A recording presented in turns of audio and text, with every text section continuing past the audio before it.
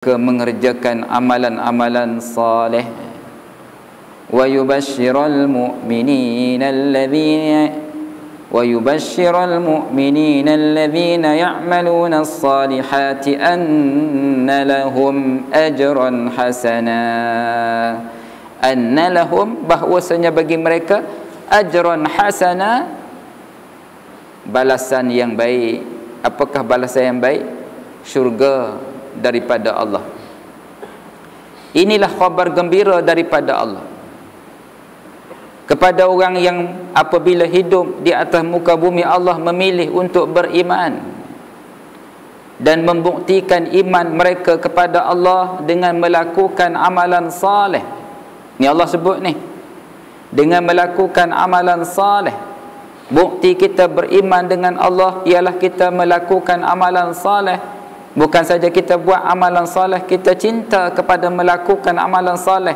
Sembahyang 5 fardu adalah merupakan amalan saleh. Mendirikan salat 5 waktu adalah amalan saleh. Kita sembahyang maghrib secara berjamaah, dia adalah amalan saleh. Kita menunggu-nunggu masuknya waktu isya untuk mendirikan Aisyah secara berjamaah, nak ikut sunnah Nabi SAW, ia adalah amalan saleh.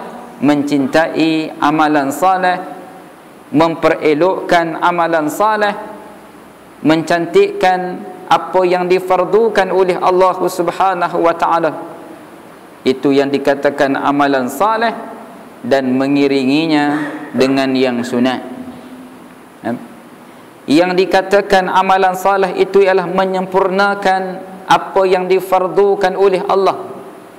Kita datang ke rumah Allah untuk sembahyang secara berjamaah. Sebab apa hadirin hadirat? Sebab nak memperelokkan akan kewajipan solat 5 waktu yang difardukan oleh Allah ikut cara yang telah ditunjukkan oleh Nabi Muhammad sallallahu alaihi wasallam.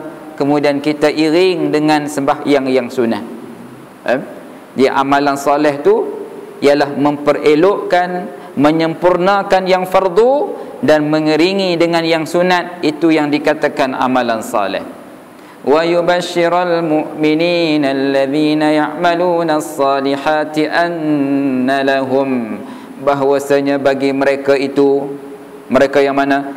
Yang beriman, yang buat amal soleh, ajran hasana, balasan yang baik daripada Allah, iaitu syurga Allah. Hadirin hadirat, syurga muda tidak tua-tua. Syurga hadirin hadirat, hidup yang tidak mati-mati. Allahu akbar. Syurga yang di dalamnya segar bugar, tak ada letih. Atas dunia letih, siang hari kerja letih, letih nak datang surau, letih nak baca Quran, letih nak sembahyang fardu, letih nak sembahyang sunat. Ini atas dunia, begitulah keadaan dia. Tapi bila kita sabar untuk melaksanakan apa yang difardukan oleh Allah, sabar, kita sabar meninggalkan perkara yang diharamkan oleh Allah, sabar bila diuji oleh Allah, maka balasannya ialah syurga Allah Subhanahu wa taala.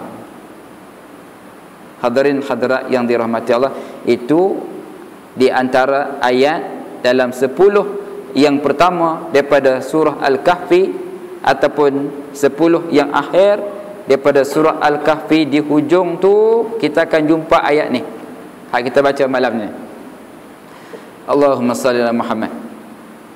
Sebelum ayat ni kita akan jumpa ayat A'udzu billahi minasyaitonir rajim. Innal ladzina amanu wa 'amilus salihati kanat lahum jannatul firdausi nuzula.